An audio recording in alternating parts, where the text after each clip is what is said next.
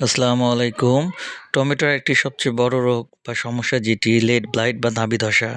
এর জন্য টমেটো গাছ টিকানো সম্ভব হয় না। এর প্রতিকার লেট ব্লাইট রোগটি মূলত ফাইটোফথোরা নামক জলীয় ছত্রাকের কারণে হয়। ঠান্ডা, কুয়াশাচ্ছন্ন এবং ভেজা আবহাওয়ায় এর প্রকোপ বাড়ে। এর প্রতিকারের জন্য রোগমুক্ত বীজ ব্যবহার করা, আগাছা পরিষ্কার রাখা এবং ছত্রাকনাশক স্প্রে করা অপরিহার্য। কারণ অনুকূল আবহাওয়ায় ঠান্ডা 10 থেকে 16 ডিগ্রি সেলসিয়াস থাকে রাতে এবং দিনে 16 থেকে 23 ডিগ্রি সেলসিয়াস দিনে, এবং কুয়াশাচ্ছন্ন বা মেঘলা আবহাওয়া এবং হালকা বৃষ্টি এই রোগ বিস্তারে সাহায্য করে।